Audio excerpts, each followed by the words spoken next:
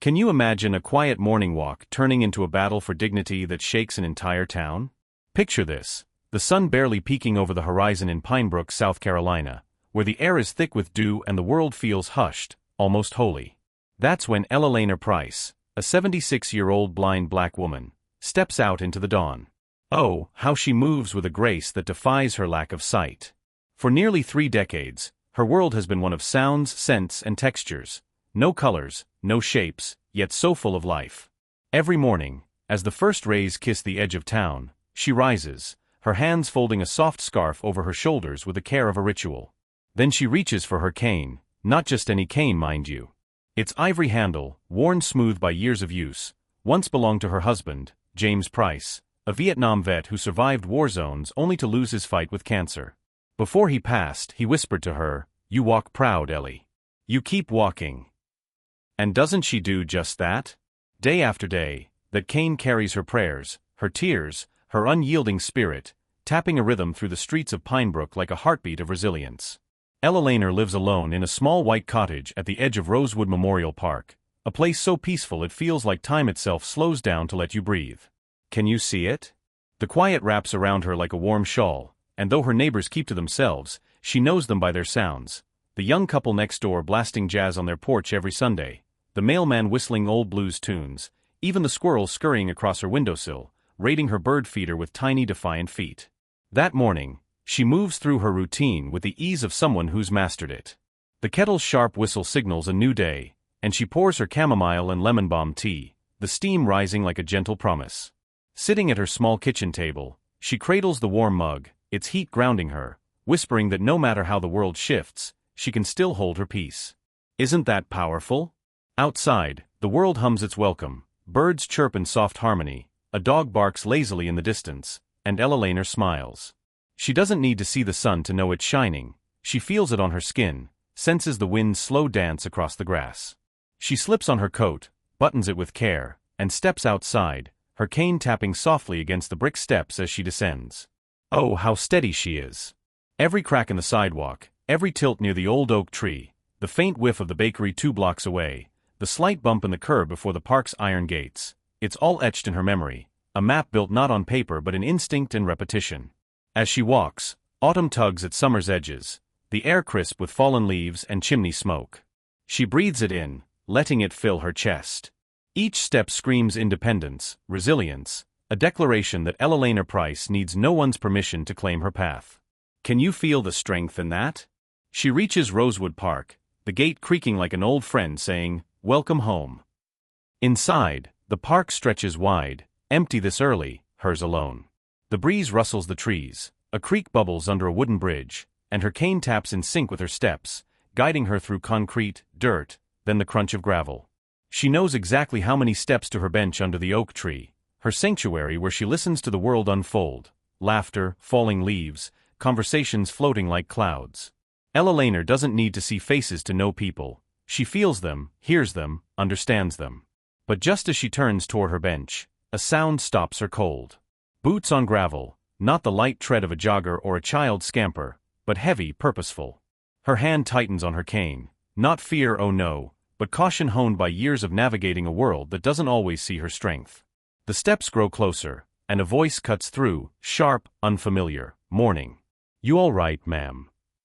Ella tilts her head toward it, catching that tone she's heard too many times, a tone not of care but control. "I'm fine, thank you," she says, her voice calm, even. "You out here alone?"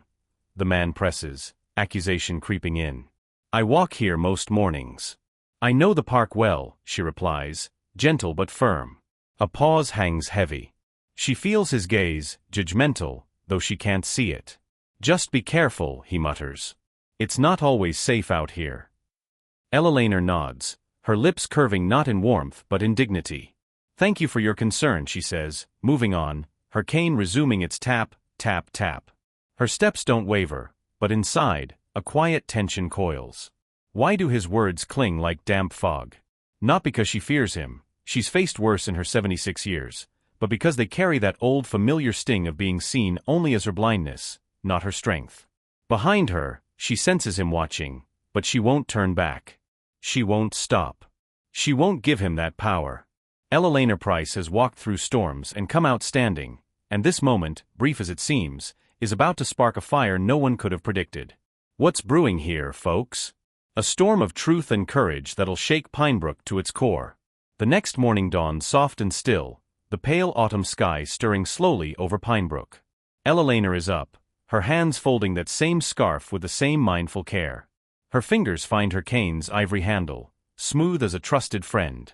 Oh, how she refuses to let one rude encounter steal her routine. After all she's overcome, losing her sight, burying her husband, some officer's sharp words won't keep her from the park that feels like home. But his voice lingers, doesn't it? Not just its tone, but the entitlement, the unspoken judgment beneath his questions. It's not what he said, it's what he meant, and that cuts deep. Still, Elena isn't one to shrink. She steps into the morning light, her cane tapping a steady rhythm, defying the weight of yesterday. Pinebrook is quieter on weekends, the bakery shuttered, the mailman hours away. The air feels cooler, the leaves heavier with autumn's touch, though she senses it more than sees it. As she passes through the park's creaky gate, her shoulders ease, her breath steadies. This is her space again, the gravel crunching underfoot, birds singing above, telling her she's home. She reaches her bench under the oak, sits, and runs her fingers over the worn slats, feeling the cool wood, the eastward tilt toward the rising sun. The breeze sweeps away yesterday's shadows, and for a moment, she's at peace. But then, oh no! Those boots on gravel again, deliberate, heavy, each step tightening her stomach. Her hand grips the cane, not fear, but focus. The steps stop close, too close. Well, a voice sneers, dripping with mock surprise, if it isn't the park's most determined visitor. Her heart sinks. It's him, the officer from before. Good morning, Elena says, her voice steady, neutral, though tension braces within.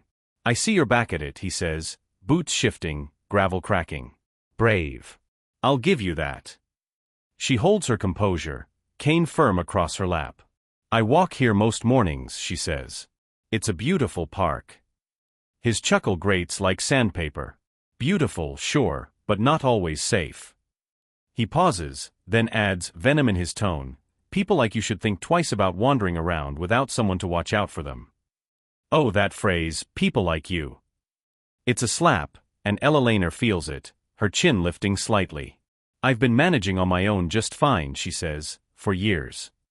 He steps closer, his presence looming like a storm cloud. You think you've got it all figured out, don't you? He snaps. Walking around like you own the place. Cane or no cane. You're just asking for trouble. Elena rises slowly, steadying herself with her cane, standing tall. I don't believe we've been properly introduced, she says. If you're an officer, I assume you're here to ensure everyone's safety, not to intimidate them. Her words hit a nerve, the air tightening like a drawn bowstring. You got a mouth on you, he mutters, his false charm gone, replaced by something sharp, dangerous. Don't get smart with me, lady. You think your little stick makes you untouchable? Let me show you just how fragile your independence really is. Before she can react, he rips the cane from her hands. She gasps, stumbles, her hand grasping air. Then crack, the awful sound of her cane snapping in two. Can you hear it? The silence that follows is deafening, the weight of humiliation crashing over her like a tidal wave, stripping away decades of hard-won strength. The broken piece hit the gravel at her feet. Elena kneels, trembling fingers searching for the jagged wood, scraping her palms. Her throat tightens as she feels the stares of onlookers, their silence louder than any words. No one move, no one speak. Then his voice cold, dismissive. Maybe next time you'll think twice before mouthing off. His boots retreat, leaving her alone. She rises, clutching the cane's halves to her chest, and speaks, her voice low but piercing, You've done your worst, officer. I hope it gave you the satisfaction you needed. Oh, what strength in those words. She turned, moving au more with slow, careful steps, entracing the air, feeling for railing, signe, anything to guide her. Each step burns, not from pain, but from the theft of her dignity in broad daylight, witnessed by a silent crowd. Yet she walks because that's who she is, Elena Price, unbroken, unbowed. The next morning, she doesn't rise with her usual rhythm. She lingers at her kitchen table, her tea growing cold, the chamomile scent faint, like a memory slipping away. The broken cane lies before her, wrapped in a dish towel like a wounded thing. It's not just wood, it's her compass, her confidence, her husband's legacy. Now it's a cruel reminder of how easily dignity can be torn away. She didn't sleep, haunted by that snap, the officer's mocking voice, the bystander's silence. But Ella Lehner isn't one to surrender. Not to blindness, not to grief, and not to this.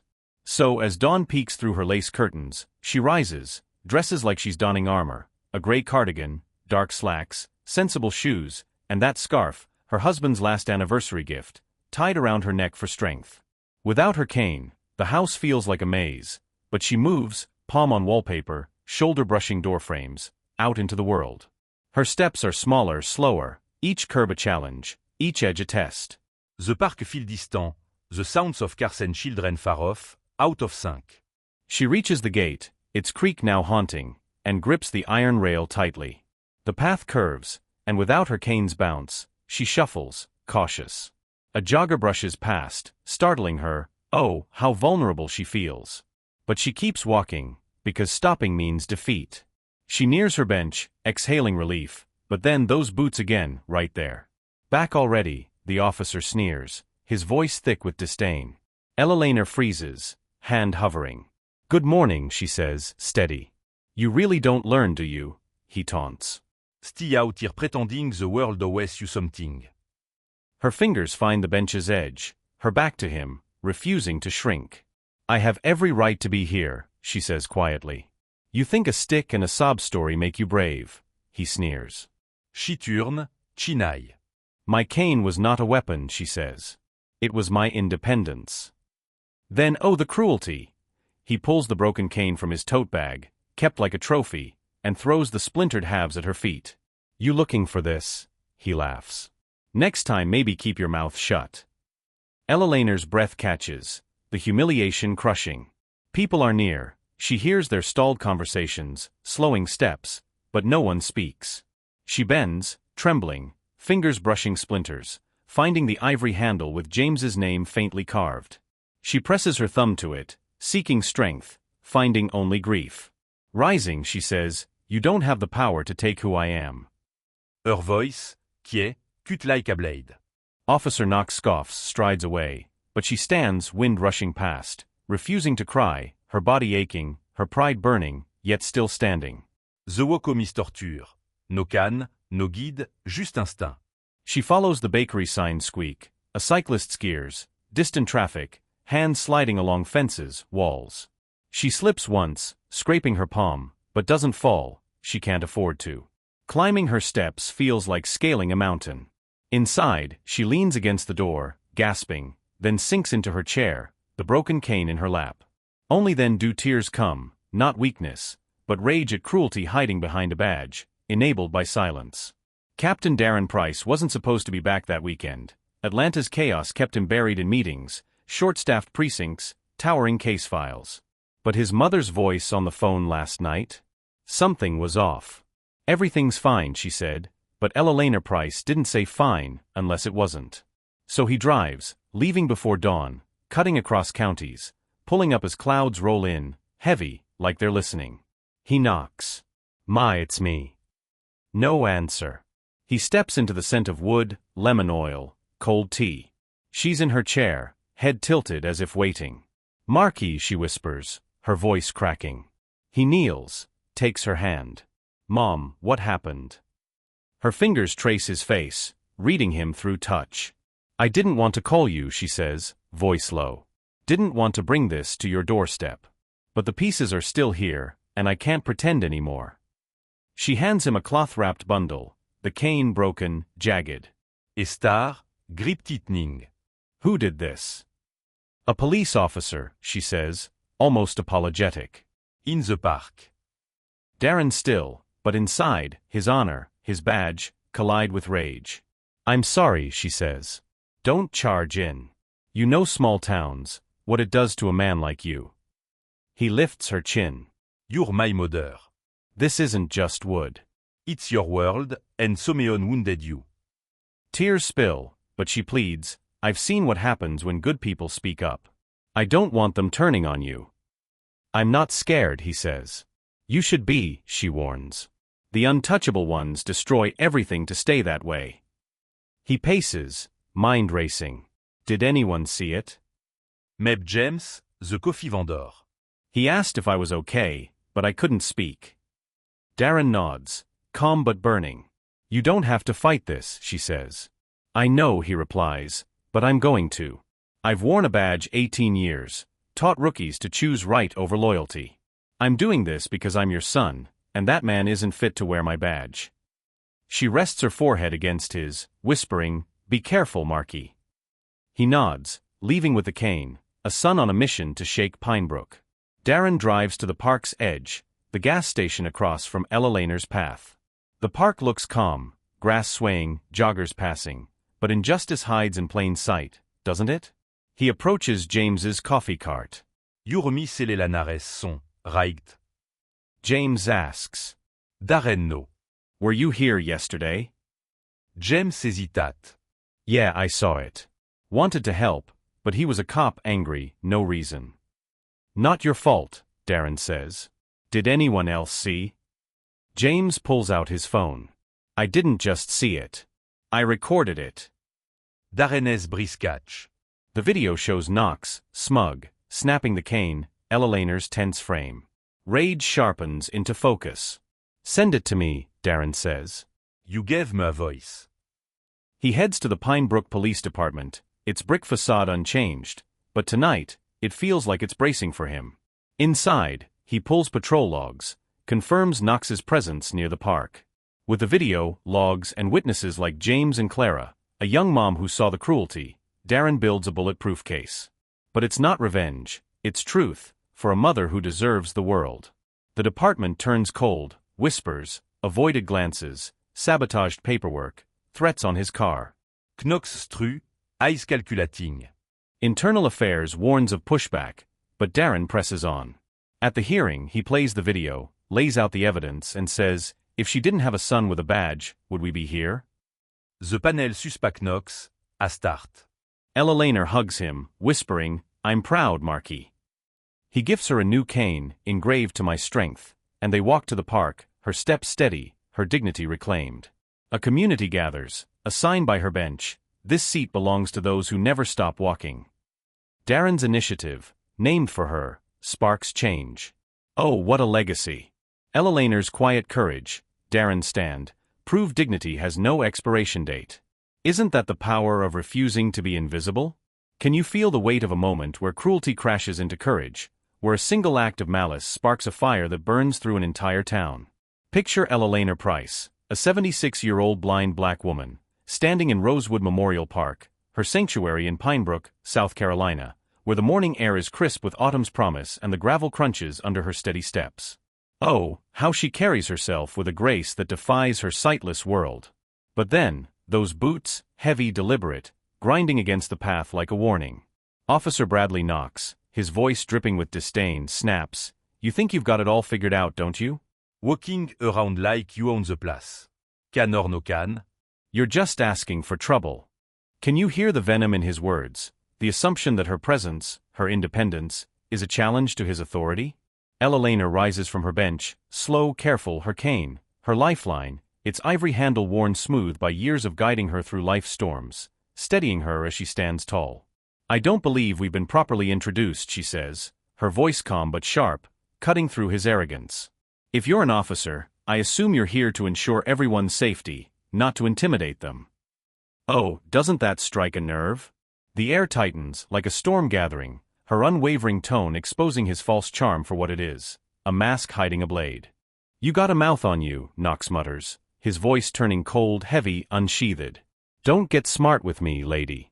You think your little stick makes you untouchable? Let me show you just how fragile your independence really is. Before she can respond, before she can even step back, oh, the cruelty! He rips the cane from her hands. Ella Laner gasps, stumbles, her hand grasping at empty air. Then crack! The awful sound of her cane, her husband's legacy, snapping in two. Can you imagine the silence that follows, heavy as a funeral, the weight of humiliation crashing over her like ice water?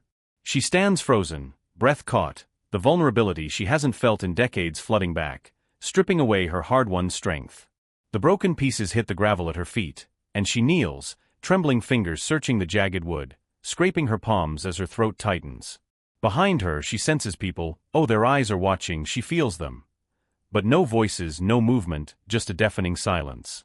Maybe next time you'll think twice before mouthing off, Knox sneers, his voice cold, dismissive, his boots retreating, leaving her alone in the park's quiet heart. Ella Lehner rises, clutching the cane's halves to her chest, and speaks, her voice low but sharp with truth. You've done your worst, officer. I hope it gave you the satisfaction you needed. Oh, what power in those words, defying the pain.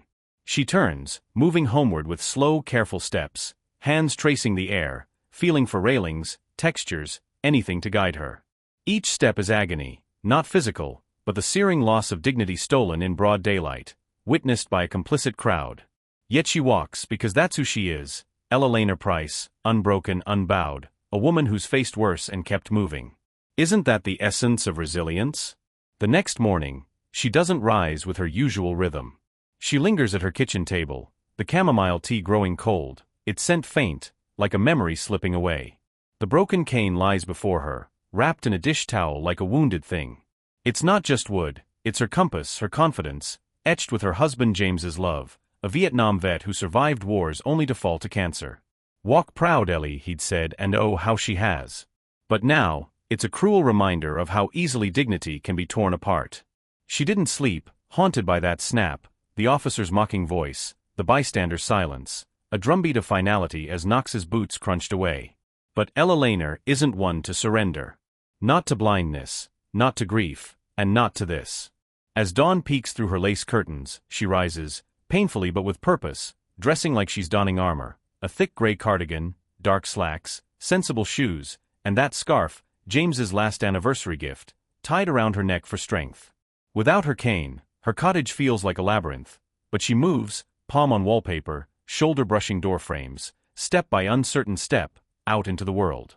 Oh, how her will shines. Her steps are smaller, slower, each curb a challenge, each edge a test. The walk to the park feels heavier, the sounds of cars and children distant, out of sync. She reaches the gate, its creak now haunting, and grips the iron rail tightly, steadying herself against the unknown. The path curves left, a shift she'd normally catch with her cane's bounce, but now she shuffles, cautious, her foot tapping the pavement's change. A jogger brushes past, startling her. Oh, how vulnerable she feels without her guide. But she keeps walking, because stopping means defeat. She nears her bench under the oak tree, exhaling relief, almost there, just a few more feet to reclaim her calm. But then those boots again right there. Back already, Knox sneers, his voice thick with disdain. Ella Lehner freezes, hand hovering midair. Good morning, she says, steady, refusing to break. You really don't learn, do you? He taunts. Still out here pretending the world owes you something. Her fingers graze the bench's edge, back to him, holding her ground. I have every right to be here, she says quietly. You think a stick and a sob story make you brave, he sneers. She turns, chin high, unwavering. My cane was not a weapon, she says. It was my independence. Then, oh, the heart-wrenching cruelty. Knox pulls the broken cane from his tote bag, kept like a trophy, and throws the splintered halves at her feet. You looking for this? He laughs, viciously. Next time maybe keep your mouth shut. Ella Lehner's breath catches, the humiliation crushing. People are near, she hears stalled conversations, slowing steps, but no one speaks, no one moves. The world is mute. She bends, trembling, fingers brushing splinters, finding the ivory handle with James's name faintly carved. She presses her thumb to it, seeking strength, finding only grief. Rising, she declares, you don't have the power to take who I am. Her voice, quiet, cuts like a blade through the morning air. Knox scoffs, strides away with that self-righteous gait, but she stands, wind rushing past, refusing to cry, not here, not for him. Her body aches, her pride burns, yet she's still standing. Isn't that a testament to her spirit? The walk home is torture, no cane, no guide, just instinct. She follows the bakery sign squeak, a cyclist's gears, distant traffic, hands sliding along fences, walls. She slips once, scraping her palm on uneven pavement, but doesn't fall, she can't afford to. Climbing her cottage steps feels like scaling a mountain. Inside, she leans against the door, gasping, then sinks into her chair, the broken cane in her lap. Only then do tears come, not weakness, but rage at cruelty hiding behind a badge, enabled by silence. Oh, how that silence stings. Captain Darren Price wasn't supposed to be back that weekend. Atlanta's chaos kept him buried in meetings, understaffed precincts, towering case files. But his mother's voice on the phone last night? Something was wrong. Everything's fine, she said, but Elena Price didn't say fine unless it wasn't. So he drives, leaving before dawn, cutting across counties, pulling up as clouds roll in, heavy, like they're watching. He knocks. "My, it's me." No answer. He steps into the scent of old wood, lemon oil, cold tea, the quiet of her cottage wrapping around him like a memory. She's in her favorite chair, head tilted as if waiting. "Marky," she whispers, her voice cracking, a name only she uses, heavy with emotion. He kneels, takes her hand, her fingers tracing his face, reading him through touch like she's done since he was a boy. "Mom, what happened?" he asks, voice soft but urgent. "I didn't want to call you," she says, barely audible. "Didn't want to bring this to your doorstep. But the pieces are still here, and I can't pretend anymore." She hands him a cloth-wrapped bundle, the cane broken, jagged, a wound laid bare. Darren stares, his grip tightening, rage and sorrow colliding. "Who did this?" he demands, voice steady but burning. "A police officer," she says, almost apologetic. "In the park." His shoulders stiffen, his badge, his honor, crashing against the betrayal. "I'm sorry," she pleads. "Don't charge in. You know small towns, what it does to a man like you." He lifts her chin gently. "You're my mother," he says, voice breaking. "This isn't just wood. It's your world, and someone wounded you. That's not a scratch, it's a scar." Tears spill down her cheeks, but she begs, "I've seen what happens when good people speak up. I don't want them turning on you." "I'm not scared," he says, eyes fierce. "You should be," she warns. "The untouchable ones destroy everything to stay that way." He paces, mind racing, heart pounding. Did anyone see it? Maybe James, the coffee vendor. He asked if I was okay, but I couldn't speak. Darren nods, calm but resolute. "You don't have to fight this," she says. "I know," he replies, "but I'm going to. I've worn a badge 18 years, stood in courtrooms, taught rookies to choose right over loyalty. I'm doing this because I'm your son, and that man isn't fit to wear my badge." She rests her forehead against his, a mother's love anchoring him. "Be careful, Marky," she whispers, voice trembling. He nods, leaving with the cane, a son on a mission to shake Pinebrook to its core. Oh, what's coming next? A storm of justice that no one, not even Knox, can outrun. Can you imagine the heart-wrenching moment when a son learns his mother's dignity has been shattered, and the fire it ignites in his soul? Picture Captain Darren Price stepping into his mother Eleanor's quiet Pinebrook cottage, the scent of old wood, lemon oil, and cold chamomile tea wrapping around him like a bittersweet embrace. She's there in her favorite chair, head tilted as if she's been waiting, her voice cracking with a whisper only she uses, "Marky." Oh, how that name, raw with emotion, pierces him. He crosses the room in 3 strides, kneels beside her, and takes her hand, his voice. Soft but urgent, "Mom, what happened?" Eleanor doesn't answer right away. Does she need to? Her fingers, trembling yet sure, trace his jaw, his cheek, reading his expression through touch as she's done since he was a boy. Can you feel the weight of that silence, heavy with unspoken pain? "I didn't want to call you," she finally says, her voice so low he leans in, heart pounding. "Didn't want to bring this to your doorstep. But when I woke up this morning, the pieces were still here, and I couldn't pretend anymore." She shifts, her hand moving across her lap to a soft cloth bundle, passing it to him with care. Darren unwraps it, fingers gentle, and there it is, her cane broken, jagged, a humiliating scar of cruelty. He stares, grip tightening, rage and sorrow colliding. "Who did this?" he demands, tone measured but burning. She hesitates. "Was it someone from around here?" "A police officer," she says, almost apologetic, "in the park." Darren's shoulders stiffen, his face still, but inside, oh what a storm. His upbringing, his code of honor, his badge, all crash against the betrayal of a fellow officer's cruelty touching the woman who gave him everything. "I'm sorry," she adds quickly. I know what you're thinking. But please don't go charging in. You know how small towns work. You know what it can do to a man like you, speaking out against one of their own. He's silent, jaw tight, but her words echo, Pinebrook's unwritten rules, the cost of challenging the system. I'm not hurt, she insists, not physically. He lifts her chin gently, forcing her sightless eyes to face him. You're my mother, he says, voice breaking with love and fury. And this isn't just some broken piece of wood. This is what lets you move through the world. Someone tried to take that from you. That's not a scratch, it's a wound. Tears spill down her cheeks, one she's fought too long to hold back. I've lived a long life, Marquis, she whispers, voice trembling, and I've seen how things go when good people speak up. I don't want them turning on you. I'm not scared of them, he says, eyes fierce, unyielding.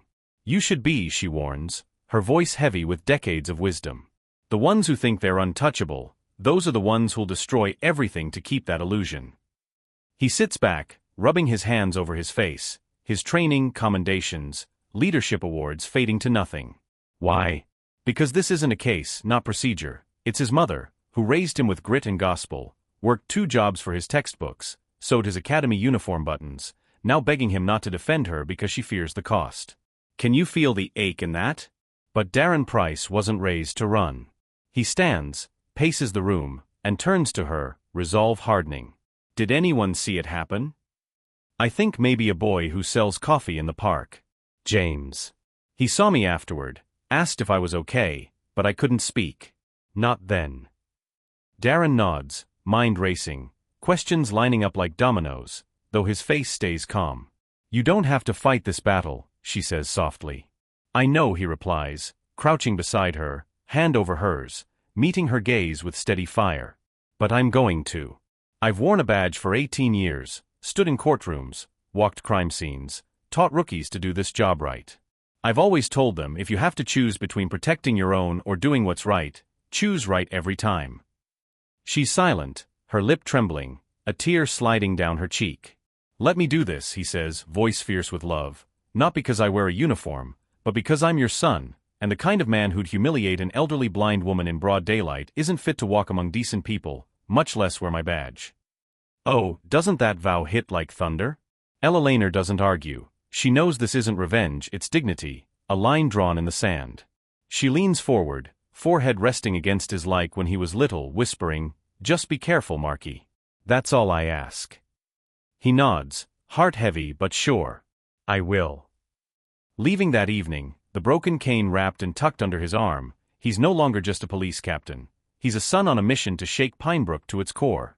The sun dips behind the trees as he pulls out of her driveway, shadows spilling across the narrow streets like spilled ink, stretching silent over lawns and sidewalks. But Darren's not quiet, oh no. He's laser-focused, a captain now, and someone crossed a line they'll regret. He doesn't head back to Atlanta, not yet. Instead, he stops at the gas station near Rosewood Park, across from the path his mother walked daily for years. He kills the engine, sits still, watching. Can you see it? The park looks so normal, grass swaying, joggers passing with earbuds, sleeves rolled up, but injustice hides in plain sight, smiling as it strikes. He steps out, crossing to the vendor cart, a simple folding table, 2 coolers, and a young man pouring coffee into styrofoam cups. The boy looks up, eyes narrowing in recognition. You're Miss Ella Lehner's son, right? Darren nods. Name's Darren. You James. The kid nods, hands fidgety. Yeah, I am. She's a good woman. Comes by here most mornings. Darren locks eyes with him. Were you here yesterday? James hesitates, glances around, then meets his gaze. Yeah, I saw it. He doesn't say what, no need. I wanted to help, James says, voice low. I swear I did, but it was a cop. And he looked angry. Like the kind of angry that don't need a reason. You don't have to explain, Darren says. It's not your fault. But if you saw something, anything, I need to know. Did anyone else see it? James pulls out his phone, licking his lips. I didn't just see it, he says. I recorded it. Darren's breath catches, but he stays calm. You did. James nods.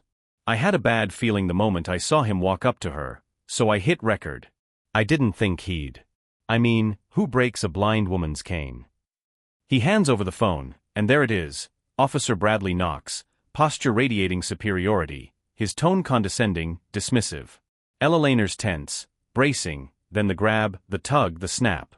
The sound echoes like a gunshot in a church, chilling Darren's spine. Can you hear it, that violation?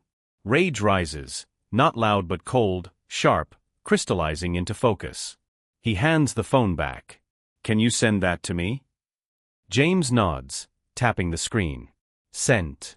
You just gave me more than evidence, Darren says, voice steady. You gave me a voice. James looks relieved but nervous. You going to report him? I'm going to do more than that, Darren vows. I'm going to hold him accountable. He heads to the Pine Brook Police Department, its brick facade unchanged in 20 years, but tonight it feels tighter, like it's bracing for him. Inside, he nods to Weaver, the desk clerk, an old-timer from his rookie days. Weaver's eyes narrow, but he says nothing. Need to access the patrol logs from the last 2 days, Darren says. You still got clearance? Weaver asks. I never lost it, Darren replies, flashing his badge. A pause, then Weaver slides a clipboard. Sign in. Darren doesn't waste time, diving into the records room, pulling patrol routes. It's quick. Knox was on solo patrol near Rosewood Park, time-stamped. Confirmed. He prints the report, folds it into his folder with the video, building a bulletproof case. But it's not enough, oh no. He needs more, knowing men like Knox don't fall alone, they drag others down with them. The next morning, he's back, not watching but working, scouring the park for witnesses. He checks swing sets, paths, benches where old folks read newspapers. Then he sees her, Clara, a young mom, early 30s, pushing a stroller, sipping coffee. Darren approaches gently. Morning. I'm Ella Laner Price's son. Clara's face softens. Oh, your mother's a lovely woman. I heard about what happened. I'm so sorry. You saw it? He asks. She glances at her child, then back. I wasn't close enough to hear everything. But I saw him, the way he stood over her, snapped her cane like a twig. It was cruel. Would you make a statement? Darren asks. She hesitates. I don't want trouble. I've got a family. I understand, he says, offering a card. If you change your mind, call me. You be helping not just her, but everyone made to feel small. She takes it, no promise, but no refusal, a spark of hope. By day's end, Darren has the video, logs, witnesses like James and Clara, and a timeline. This isn't revenge, it's truth for a mother who deserves the world, and he won't stop until justice shakes Pinebrook's core. Can you feel the storm brewing, ready to break? Can you feel the electric tension sparking in Pinebrook, South Carolina, where a son esqueste fort justice s'est acquieta una blase? Picture Captain Darren Price standing in Rosewood Memorial Park, heart-pounding as Clara, a young mom in her early 30s, grips her stroller, her eyes flickering between her child and Darren's steady gaze. I wasn't close enough to hear everything, she says, voice low, but I saw him. The way he stood over her, the way he snapped her cane like it was a twig. It was cruel. Oh, can you imagine the weight of that moment, the raw cruelty she witnessed as Officer Bradley Knox humiliated Ella Laner Price, Darren's 76-year-old blind mother? Darren leans in, hope and urgency in his voice. Would you be willing to make a statement? Clara hesitates, her face tightening. I don't want any trouble. I've got a family. Isn't that the fear that silences so many? I understand, Darren says, pulling a card from his pocket, his tone gentle but resolute. If you change your mind, call me. You be helping, not just her, but everyone who's ever been made to feel small and powerless. She takes the card, no promise, no refusal, just a flicker of courage in her eyes. And for now, oh, that's enough. By day's end, Darren's got it all, the video from James, the coffee vendor, capturing Knox's vile act, patrol logs pinpointing Knox at the park, a list of potential witnesses like Clara and James, and a timeline as clear as daylight. But this isn't about revenge, oh no. It's about truth, about principle, about a man who wears a badge he doesn't deserve and a mother who deserves the world and more. Darren Price won't stop, not until that badge is stripped from Knox, who thought he could break a woman like Ella Lehner and walk away unscathed. Justice isn't optional anymore, it's personal. Can you feel the fire in his resolve? Trouble de santé Wellon. Within 24 hours of filing the complaint, the air in the Pine Brook Police Department shifts. It's subtle at first, no one says it outright, but the way officers move around Darren, avoiding his eyes, lowering their voices when he enters, screams louder than words. Oh, how that silence stings. He knows this game, 18 years in law enforcement teaching him what happens when you break the unspoken code. Point the finger inward, and it doesn't matter if your evidence is airtight, what matters is your audacity to challenge one of their own. Now Darren feels the weight of that choice, heavy as a storm cloud. It starts with whispers, colleagues he's known for years suddenly too busy for a hello. Files take forever to process, calls go unanswered. Then the passive-aggressive jabs. You sure you want to stir this up, Price? You've got a good reputation. Don't ruin it over something political. Or worse, don't forget where your paycheck comes from. Can you believe the nerve? Darren doesn't bite, doesn't flinch, he just keeps going, his mother's broken cane fueling every step. Each night, he returns to Ella Lehner's cottage, the scent of chamomile and old wood a quiet refuge. They don't talk much about the case, she knows when to ask, when to let him be, but oh, she sees it. The tension in his jaw, the tired slump in his shoulders, the quiet anger settling under his skin like a bruise that won't fade. One evening, as she stands at the kitchen sink, hands in warm soapy water, she says softly, "You don't have to carry all this alone." Darren lean against the doorway, arms crossed, watching her. I'm not alone. She turns her head slightly, her sightless eyes piercing. It feels like it sometimes. He's silent, she's right, isn't she? That's how they make you feel, isolated, outnumbered, like the system will bury you just deep enough to regret speaking up. But Darren's made peace with that. This isn't about his comfort, it's about her dignity. And then it gets worse, oh so much worse. A note on his windshield, 5 words scrawled in block letters, back the blue or else. 2 days later, his tires are slashed. He doesn't file a report, what's the point? The threat is the message. At the station, Knox struts through the halls like nothing's changed, joking loudly, tossing his keys on the desk like he owns it. But his eyes, when they meet Darren's, hold something colder, calculated, like a man who knows the walls are closing in but plans to fight dirty. Can you see the menace in that stare?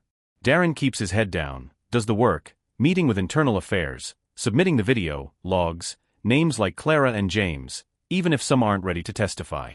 Every step forward feels like 2 steps back, the higher-ups hesitating.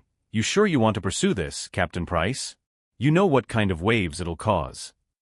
Yes, Darren says, unflinching. Ido. Then you better be ready for what comes next.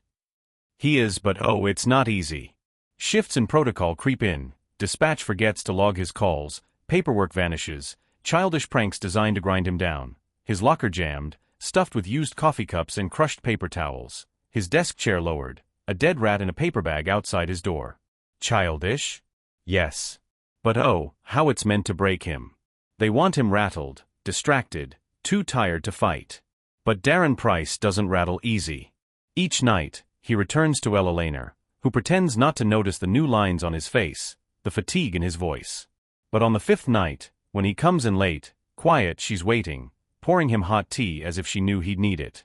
You're tired, she says softly. I'm fine. No, you're not. He looks at her, caught. You think I can't feel it, she says. You come au mivier every night. You're trying to hold it all together, but the weight's shifting. He closes his eyes, breathing. I knew it'd be like this, he admits. I knew they'd circle the wagons, make me feel like I betrayed them. Did you? She asks, voice piercing. No, he says, resolute. Then they're not your people, she says, her sightless gaze seeing him clearer than anyone. Oh, doesn't that truth cut deep? I don't want this to destroy you, she whispers, voice trembling. You've worked too hard, built something good. Don't let them take that away. I won't, he vows, but I won't let them take you away either, not your voice, your place, your worth. Her hand finds his, squeezing with a mother's fierce love.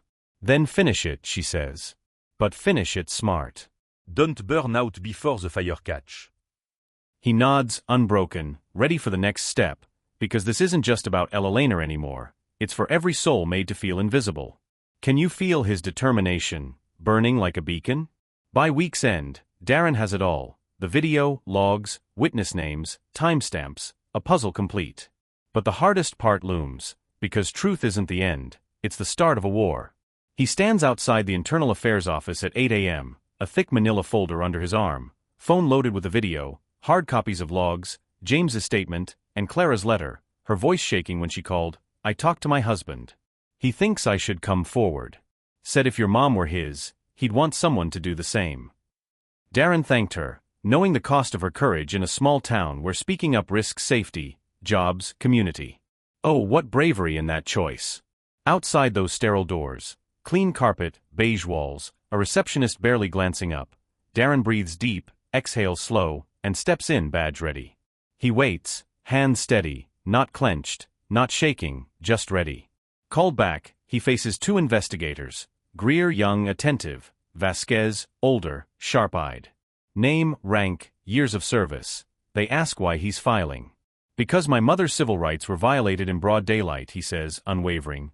"Because she was harassed, humiliated, assaulted by an officer who thought no one would hold him accountable." He lays it out, timeline, names, video, Greer watching, Vasquez noting, neither interrupting. Silence follows, heavy, then Greer leans in, "We've reviewed your materials, video, logs, Clara's statement. It's strong, Captain Price. But you understand what this means." Darren no. Yes. Vasquez warns, Knox isn't a rookie. 10 years, some brass like him. There'll be pushback. "I don't care who likes him," Darren says. "What he did was wrong." Greer no slowly. "We'll move forward. You'll hear about the hearing. Stay alert, retaliation happens." "I'm already facing it," Darren says, shaking their hands, stepping into the bright sun, chest heavy but unbowed.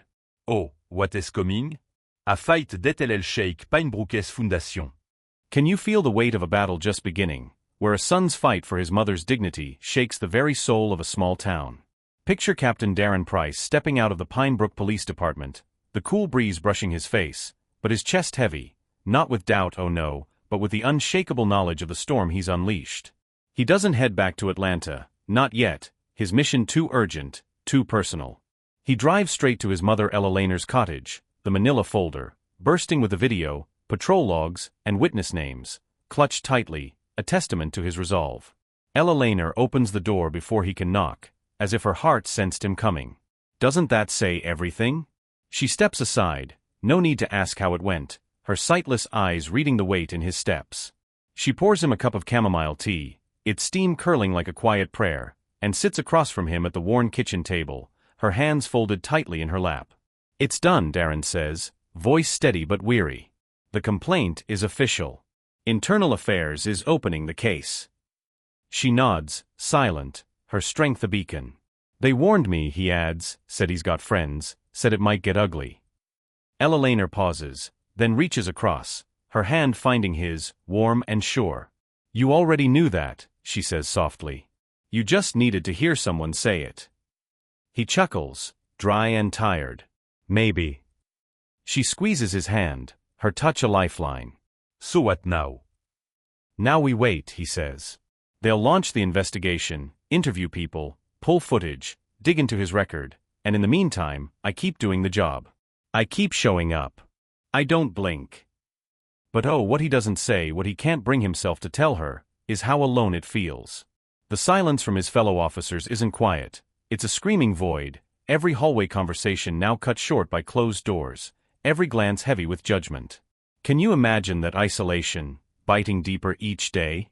That night, as he leaves, Ella Laner follows him to the porch, framed by the soft glow of the porch light, her presence a quiet fortress.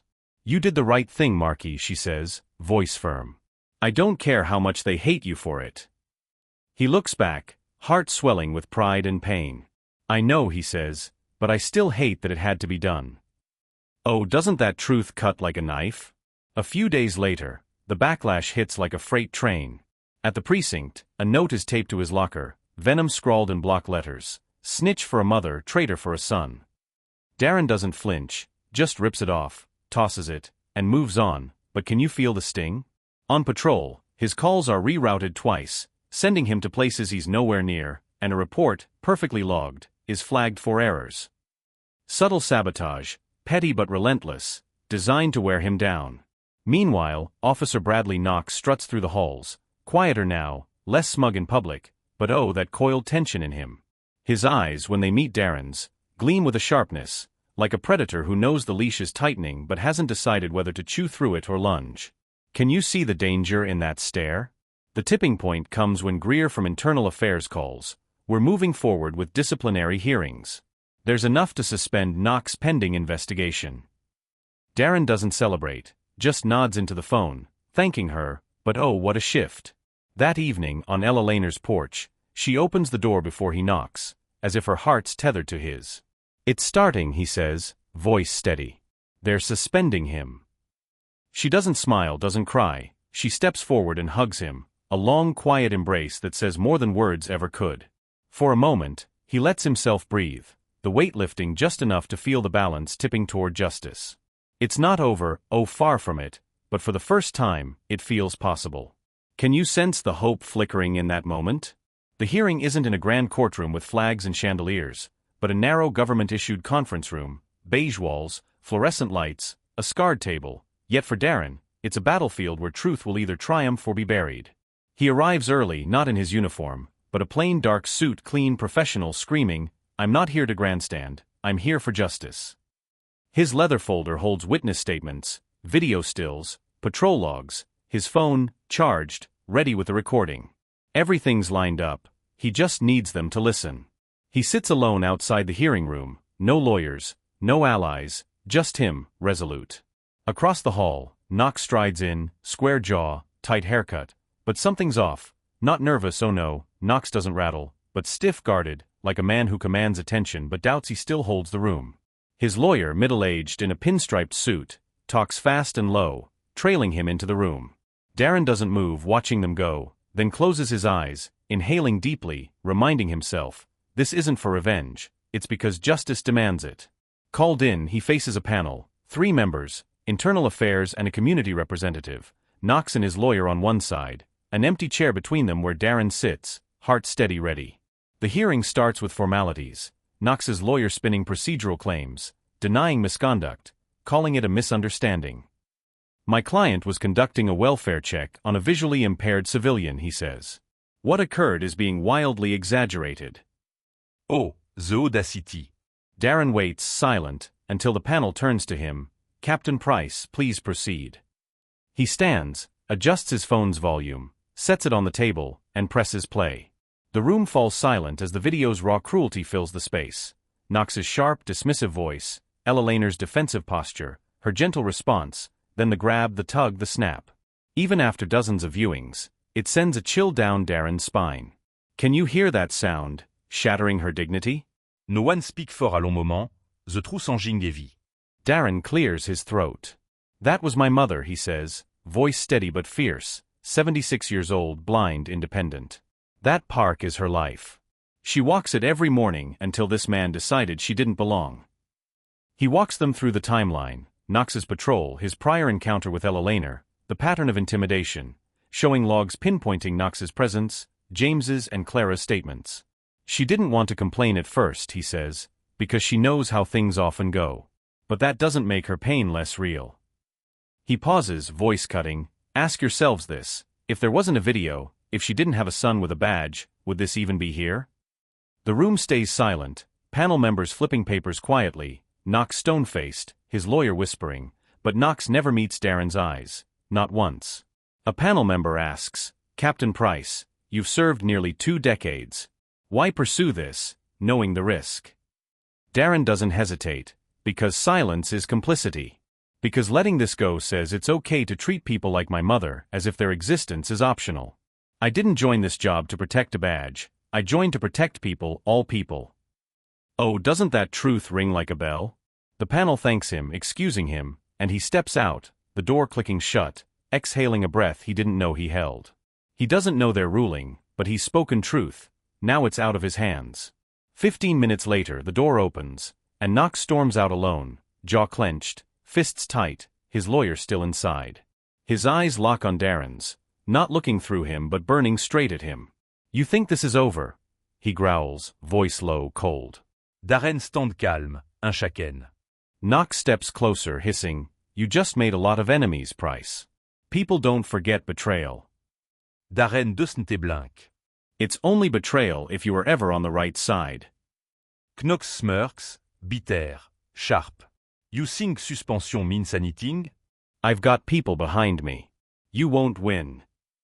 I already did, Darren says, voice like steel, because you don't get to put your hands on someone like my mother and walk away untouched. Knox storms off, and later, the panel statement confirms, Officer Bradley Knox is hereby suspended without pay, pending further investigation and potential criminal charges. It's not final, not full justice, but oh, it's a start. That evening, Darren returns to Ella Laner's, and she opens the door before he knocks, as if waiting, her presence a quiet anchor. He sets down the folder, now thick with notes and documents, and offers a tired smile. They suspended him, he says. We're not done, but they listened. She doesn't cry, doesn't cheer, just walks over, places her hand over his, and whispers, I'm proud of you, Marky. He nods. I didn't do this alone. No, she says, but you did lead. In that quiet kitchen, under a flickering bulb, mother and son sit, survivor and protector, the silence no longer heavy but peaceful, a rare moment of calm in the storm. Can you feel the warmth in that? Days later, Darren returns, carrying a long narrow box wrapped in deep navy paper, tied with a silver ribbon. He doesn't knock, when does he ever now? Just steps into the cottage, where Ella Laner sits by the window in her favorite chair, its hand-woven cushion worn but cherished, sunlight casting golden lines across the floor. She turns at the door's creak. Marky, she calls, voice soft but bright. Isn't that love in every syllable? Can you feel the heartbeat of a moment so tender, so powerful, that it transforms a town and mends a mother's wounded spirit? Picture Captain Darren Price stepping into his mother Ella Laner's Pinebrook cottage, the air thick with the scent of old wood and chamomile, carrying a long narrow box wrapped in deep navy paper, tied with a silver ribbon that glimmers like hope. He doesn't knock, oh when does he ever now? Just eases the door open, his voice warm as he says, It's me, Ma, setting the box on the worn kitchen table. I brought you something. Ella Laner, seated by the window in her favorite chair, its hand-woven cushion a testament to her stubborn refusal to replace it, turns at the creak of the door, her smile soft, sensing the weight in his tone. You've been bringing me a lot of things lately, she says, voice teasing yet curious. This one's different. He kneels beside her, just like when he was a boy, and places the box gently in her lap, his heart swelling with love and purpose. Can you see the devotion in that gesture? Her fingers, steady despite years of navigating a sightless world, trace the ribbon, untying it with care, as if unwrapping a piece of her own heart. She lifts the lid, reaching inside, and the moment her hands touch the wood, oh, her breath catches. It's a new cane, not just any cane, but a masterpiece of polished mahogany, smooth and strong, with an ivory handle crafted to fit her grip like it was made for her alone. Bonnet at the handle, a small silver plate bears delicate script, tout maestrant. Her hand trembles, thumb brushing the words, voice a whisper, what does it say? Darren takes her hand, pressing his forehead to hers, their bond a quiet fortress. It says, to my strength, he says, voice thick with emotion. Because that's what you are, Mom, you're the strongest person I've ever known. Oh, doesn't that declaration pierce your soul? For a moment, Ella Laner can't speak, the weight of it all, the pain, the fear, the quiet courage it took to keep walking after Officer Bradley Knox shattered her cane, welling up in her chest like a tide. You didn't have to do this, she says, voice heavy with tears she rarely lets fall.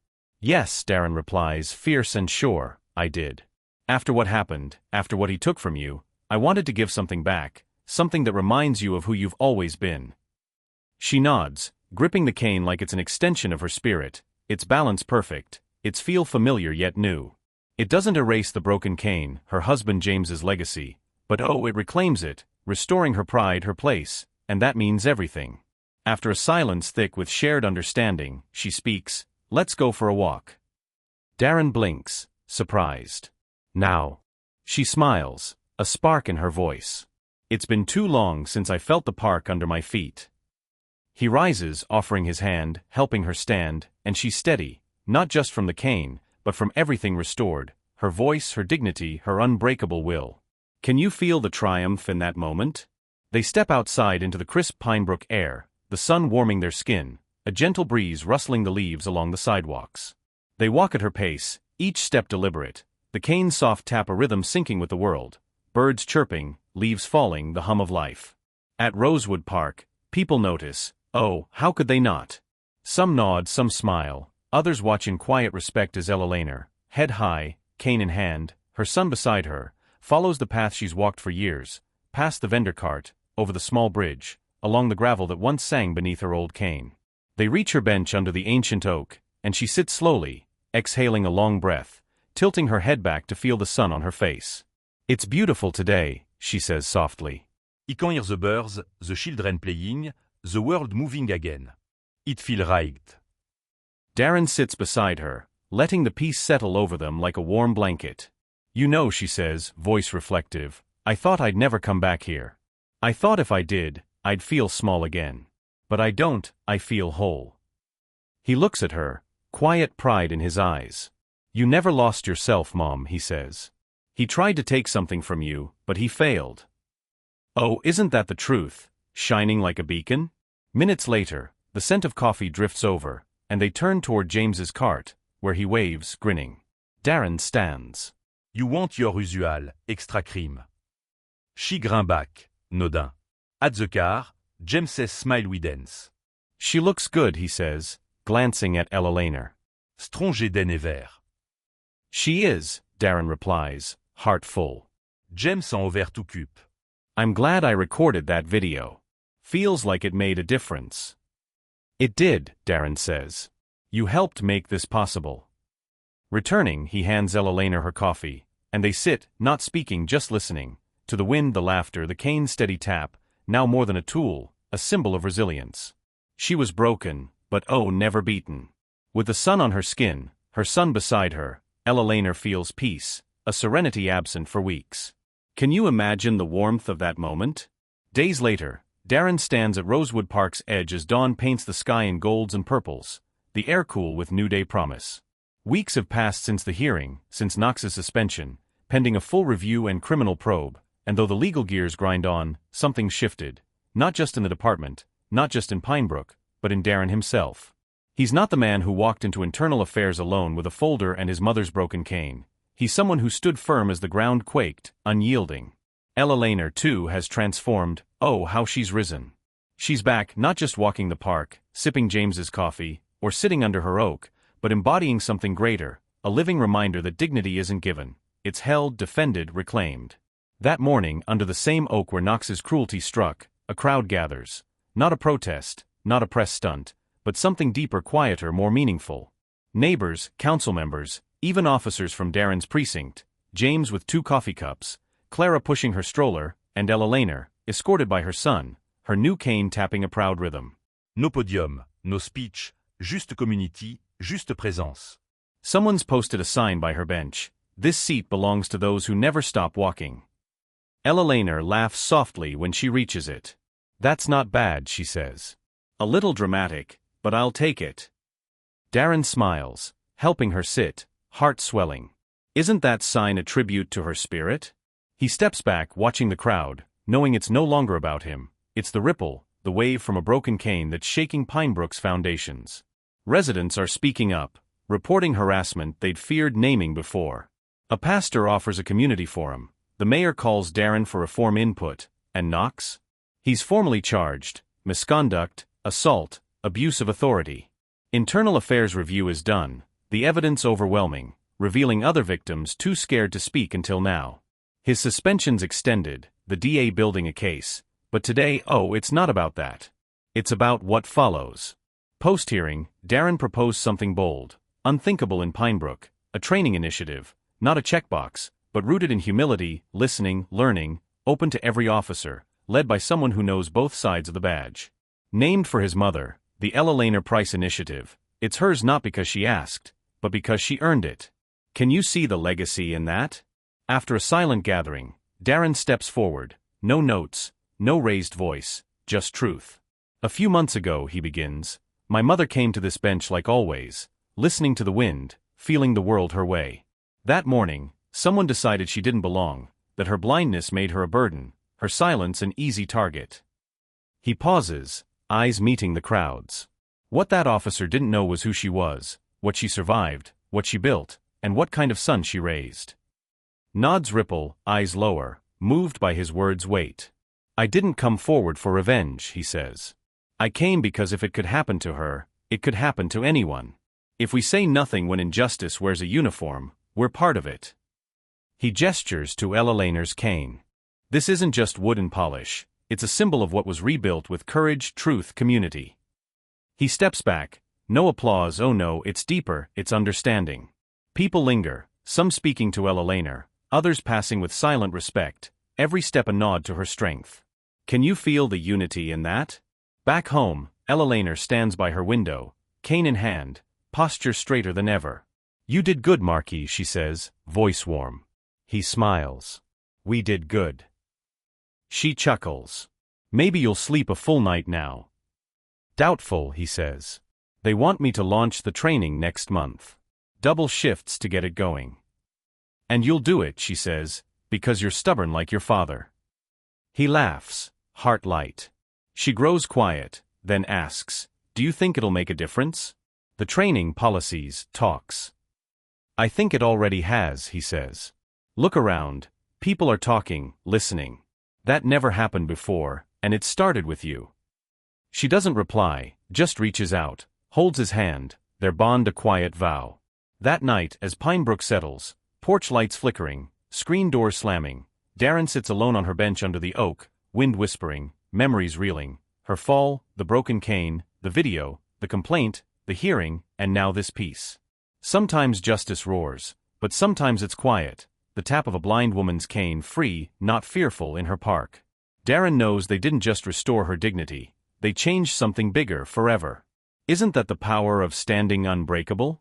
Can you feel the quiet power of a single act of courage that ripples through a town, changing hearts and rewriting futures? Imagine a mother, Elainer Price, walking her beloved Pinebrook Park path, her cane tapping a steady rhythm, unbroken by the cruelty that tried to silence her. Oh, how her steps, deliberate and proud, speak louder than any grand speech. And her son Darren, a captain who refused to stay silent when Officer Bradley Knox stripped away her dignity. Can you see the fire in his heart?